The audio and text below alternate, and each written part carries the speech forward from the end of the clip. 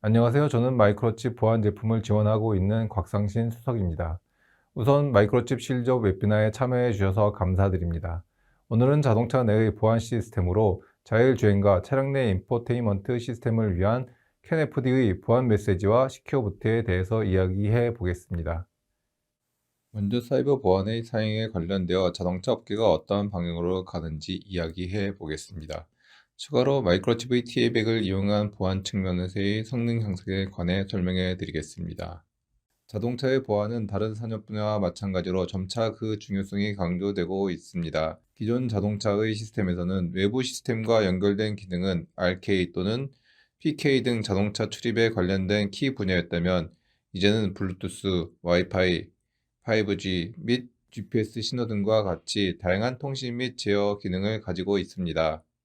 이런 외부 인터페이스를 통해서 자동차 내부의 다양한 노드에 영향을 줄 수 있기 때문에 자동차의 보안이 필요하게 되었습니다. 여러 국가에서 자동차 보안에 관련되어 새로운 법규가 마련되어 왔습니다.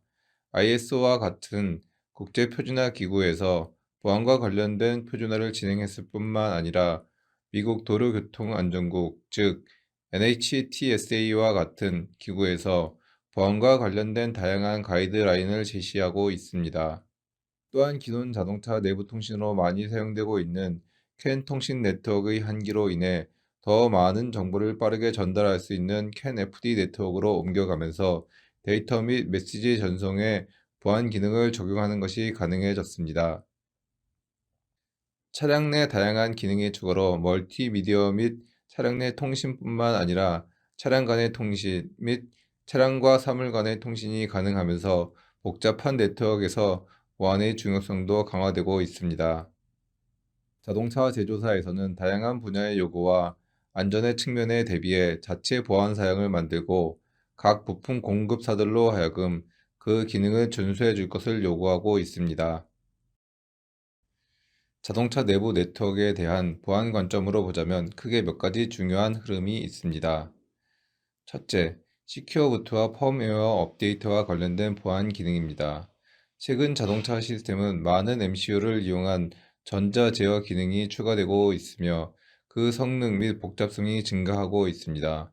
때문에 소프트웨어 업데이트를 통하여 기능의 추가 및 수정이 필요해졌으며, 반드시 공장 또는 정비소를 가지 않고도 업데이트가 가능해졌습니다. 또한 자동차 내에서는 수많은 네트워크 노드가 존재하며, 그 노드 간에 수많은 메시지의 전송이 있습니다. 각 노드들이 통신할 때 서로 신뢰할 수 있는 메시지를 보내는지 확인해야 할 필요성이 있습니다. 때문에 그 메시지에 대한 인증 코드가 필요합니다. 추가로 무선 충전기, TLS, HTTP와 같이 기기 인증, 암호화 및 인증을 요구하는 연속 전송 및 전기 자동차의 배터리에 대한 인증 등 다양한 분야에서 인증을 요구하고 있습니다. 마이크로칩에서는 여러 제조사와 사양서를 만드는 과정에서 상호 업무를 협조하고 있습니다. 일부 1차 협력사와 각각의 요구사항에 대해서 리뷰를 진행하고 있으며, RFI 또는 RFQ에 도움을 드리고 있습니다. 또한 보안과 관련되어 설계적인 측면에서 도움을 드리고 있습니다.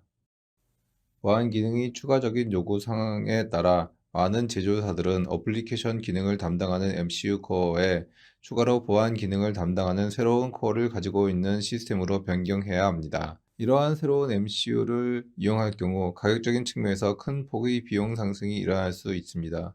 경우에 따라서는 기존에 사용하는 개발 환경과 완전히 다른 새로운 개발 환경을 사용해야 하며, 이러한 요구사항은 개발 일정 및 리소스의 활용에서 큰 부담으로 여겨집니다. 이러한 이유로 기존 제품에서 보안 시스템을 빠르게 적용하는 것은 쉽지 않습니다. 마이크로칩에서는 기존에 사용하시던 시스템을 계속 사용하면서 대부분의 보안과 관련된 기능을 외부 HSM에서 수행하게 하여 좀 더 쉽고 빠르게 보안 성능을 강화할 수 있습니다. 또한 보안이 필요한 제품군과 보안이 필요 없는 제품군이 혼용되어 개발 및 생산될 경우 완전히 새로운 시스템이 아닌 외부 HSM의 존재 유무로 쉽게 변경이 가능하며 비용 및 시간을 절약하실 수 있습니다. 앞서 사이버 보안과 관련된 시장 상황에 관해 말씀드렸습니다. 이제 그 보안의 요구사항에서 가장 중요한 것 중 하나인 시큐어 부트에 대해 알아보겠습니다. 다음은 마이크로칩의 샌브이71의 플래시 메모리 영역의 예입니다. 최대 2MB의 플래시 영역을 가지고 있으며 여러 개의 섹터로 나누어져 있습니다. 플래시 영역을 그림과 같이 부트 영역과 어플리케이션 영역으로 나누어 사용할 수 있습니다. 각각의 영역은 무결성 검증을 위해 전자서명을 포함하고 있으며 전원이 켜지면 부트로더는 부트 영역과 어플리케이션 영역을 각각의 영역에 대해서 해시와 전자서명을 통해 검증하게 됩니다. 좀 더 자세한 내용은 뒤에서 설명드리겠습니다. T100은 시큐어 부트에 관련되어 세 가지 모드를 지원하고 있습니다. 전체 영역에 대한 비대칭 암호화 방법으로 검사 방법은 실행 중 또는 코드를 업데이트하는 동안 해시 함수를 통해 코드 영역을 검증하는 방법입니다.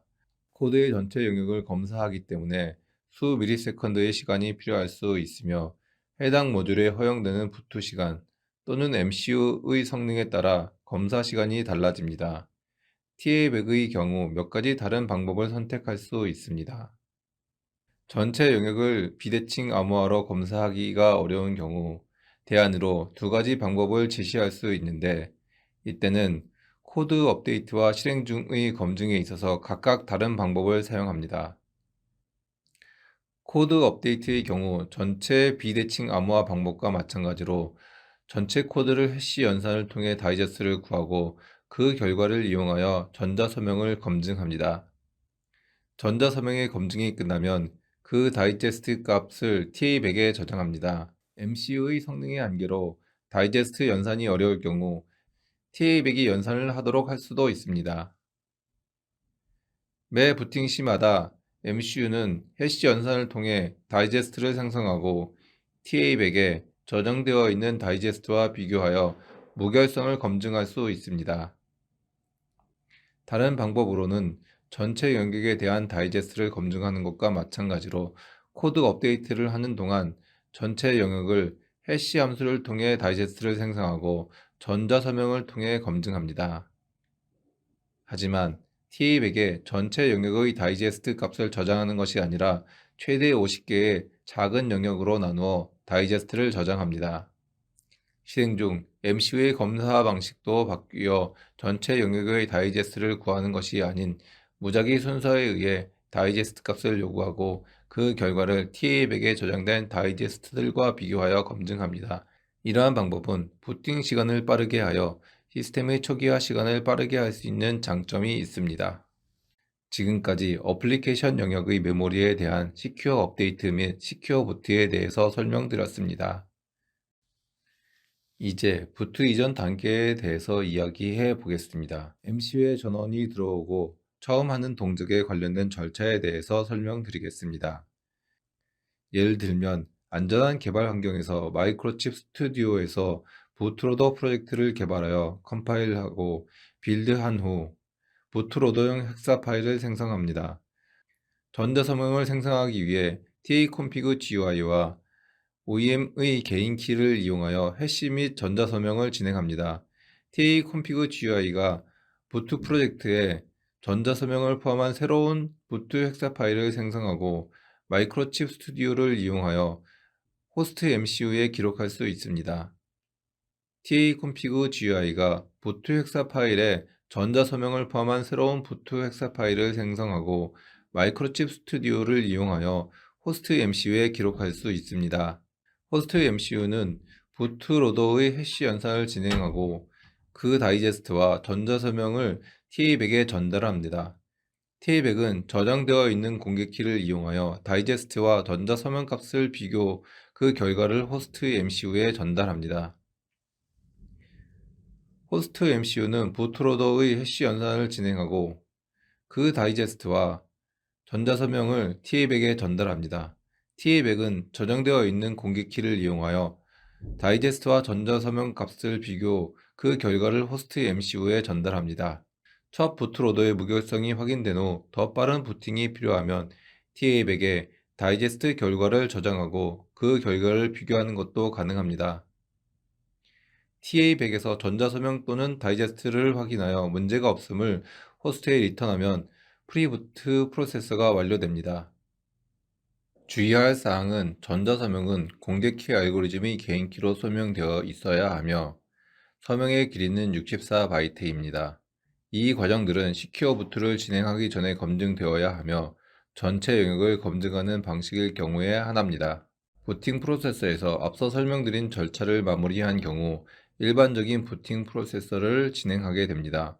부토 영역의 다이제스트가 성공적으로 TA100에 저장된 경우 호스트는 부토 영역에서 해시 연산을 통해 다이제스트를 생성하고 TA100에 전자서명과 다이제스트를 전달하면 TA100은 전자서명을 검증하거나 앞서 처음 부팅했을 때 저장한 다이제스트와 비교를 진행하여 무결성에 문제가 없는지를 응답하게 됩니다. 이 경우 반드시 전자서명의 절차를 거치지 않아도 되며 부트로더는 TA100에서 검증이 끝날 때까지 기다렸다가 어플리케이션을 실행하게 됩니다. 다음은 어플리케이션 영역에 대해서 말씀드리겠습니다. 어플리케이션 영역은 부트로더와 다른 영역에 위치한 실제 어플리케이션을 담당하는 메모리 영역을 말하며 부트 영역에서 했던 것과 유사하게 어플리케이션 영역을 TA-config GUI를 통해 자동차 제조사의 개인키로 서명하여 어플리케이션과 서명이 들어있는 헥사 파일을 생성합니다. 업데이트 툴을 이용하여 호스트 MCU에 어플리케이션을 저장합니다. 이때 부트로더가 실행되어 어플리케이션에 대해 해시 연산을 하여 다이제스트를 생성하고 전자서명과 함께 다이제스트를 TA100에 전달합니다. TA100은 저장된 공개키를 이용하여 전자서명을 검증합니다. 부트 영역에 대해 진행했던 것과 같이 다이제스트를 저장할 수 있으며 이후 저장된 다이제스트를 이용할 수 있습니다. 마지막으로 TA100으로부터 문제없음을 확인받으면 어플리케이션의 업데이트는 마무리됩니다. 이렇게 업데이트가 마무리되면 먼저 부트로더는 부트 영역을 해시 연산을 통해 다이제스트를 생성, TA100으로부터 검증을 받고 다시 어플리케이션의 해시를 TA100을 통해 검증합니다. 파워온 리셋 또는 다른 리셋이 이루어질 경우 위 프로세서는 반복되며 부트로더가 두 영역을 모두 검사하여 무결성이 확인되면 어플리케이션이 실행됩니다. 앞서 부트 영역에서와 마찬가지로 어플리케이션의 영역에서도 전자서명의 검증은 필수가 아닐 수 있습니다. 다음은 네트워크에서 각 노드 간의 안전한 통신에 대해서 말씀드리겠습니다. 캔 메시지 인증 코드 또는 맥이라 불리는 것에 대해서 설명드리겠습니다. 자동차에서는 기존 캔 2.0에서 캔 FD라는 표준으로 점차 옮겨가고 있습니다. 캔 2.0에서는 데이터의 길이와 대역폭의 한계로 인해서 메시지의 무결성을 검증하는 부분을 추가하기가 쉽지 않았습니다. 캔 FD는 기존 캔 대비 8바이트의 한계를 벗어나 최대 64바이트의 데이터 전송이 가능하며 보안을 위해 메시지 통신 카운트를 추가하여 메시지 복사를 방지하고 인증용 암호화 코드를 추가할 수 있습니다. 통신 카운터는 메시지를 전송할 때마다 값을 증가하여 메시지 복사를 통한 공격을 막을 수 있습니다. 암호화 인증 코드는 다음 장에서 자세히 설명하도록 하겠습니다. 필요에 따라 메시지의 마지막에 메시지의 크기를 맞추기 위한 패딩이 붙습니다. 인증 코드, 즉 맥을 생성하는 것에 대해서 좀 더 알아보도록 하겠습니다. 암호화 키는 공유키를 사용합니다. 이러한 키의 분배는 다양한 방법이 있습니다. 예를 들어 초기 OEM이 각 부품 제조사에게 배포하거나 차량에 장착된 후 네트워크의 호스트 ECU가 각 노드들에게 사전에 배포된 공유키를 이용하여 새로운 암호키를 암호화하여 각 노드들에게 배포하거나 또는 키 유도 알고리즘을 통해 생성이 가능합니다. 기존 캔 2.0 메시지나 캔 FD의 메시지를 보안 메시지로 변환하는 것은 메시지 카운터와 ID 및 캔의 데이터를 이용하여 공유화된 암호키로 16바이트의 인증 메시지를 생성하며 기존 메시지에 추가로 메시지를 생성합니다. 앞서 말씀드린 것처럼 카운터 값은 매 메시지마다 새로운 값을 전송하게 되어 동일한 메시지를 보내더라도 모든 인증 코드가 동일하지 않도록 생성하는 특성을 가지고 있습니다. 호스트는 여러 개의 키를 가지고 각각의 노드와 통신을 합니다. 아이디와 메시지 크기는 초기 설계 시에 결정됩니다. 각 메시지에 따라 메시지 카운터와 인증을 위한 맥의 크기는 요청에 따라 변경이 가능하며 이 크기들도 설계 당시 결정되어 변경되지 않습니다. 이러한 것들은 호스트의 룩업 테이블에 보관되며 메시지 카운터 값은 실시간으로 메시지를 주고받을 때 변경되도록 설계됩니다. 다음은 실제 메시지가 어떻게 처리되는지 보겠습니다. 자동차 네트워크에 연결되어 있는 ECU는 CAN 네트워크를 통해 다른 노드와 연결되어 있습니다. 내부에는 MCU와 TA100이 존재하며 공유된 대칭키 AS128키가 TA100에 안전하게 보관되어 있습니다. 이 대칭키는 앞서 말씀드린 다양한 방법으로 다른 노드와 이미 공유된 키가 보관되어 있습니다. 자동차 내부 네트워크를 통해 외부로부터 메시지가 들어오면 CAN 트랜시버를 통해 MCU에 전달됩니다. MCU는 전달받은 메시지의 카운터를 확인합니다. 과거 메시지로부터 복제된 메시지가 아닌지 확인하는 작업이 필요합니다. 그리고 메시지를 TA100에 전달하게 됩니다. TA100은 저장되어 있는 대칭키를 이용하여 맥을 생성하고 MCU에 전달합니다. MCU는 TA100으로부터 생성된 메시지와 CAN 메시지에 포함된 인증 코드를 비교하여 메시지의 무결성을 검증하게 됩니다. 메시지의 무결성이 검증되어 인증을 마치게 되면 카운터 값을 새로운 카운터 값으로 업데이트하게 됩니다. 자, 이제 메시지를送신하는 순서에 대해서 알아보겠습니다. 앞서 말씀드린 것과 동일하게 TA100에는 대칭키가 저장되어 있습니다. 순서는 메시지 수신과 유사합니다. 보낼 메시지의 CAN ID와 데이터가 있습니다. 그리고 저장되어 있는 카운터 값을 TA100에 전달합니다. TA100은 저장되어 있는 대칭키를 이용하여 새로운 맥을 생성합니다. 전송할 메시지와 생성된 맥 그리고 카운터를 합하여 CAN FD 프레임으로 생성하여 전송을 하게 됩니다. 그리고 내부 카운터의 값을 1만큼 증가시켜 복사된 메시지가 사용되지 않도록 만듭니다. 이상으로 자동차 내부에서 사용되는 CAN 메시지에 대한 보안 통신 방법을 살펴보았습니다. 지금까지 자동차 내부에서 시스템이 안전하게 동작하기 위한 시큐어 부트와 그에 필요한 절차, 그리고 CAN 네트워크에서 안전한 통신을 위한 메시지 생성 및 검증 방법에 대해서 알아봤습니다. 마이크로칩에서는 다양한 보안 관련 세미나 시리즈를 제공하고 있습니다.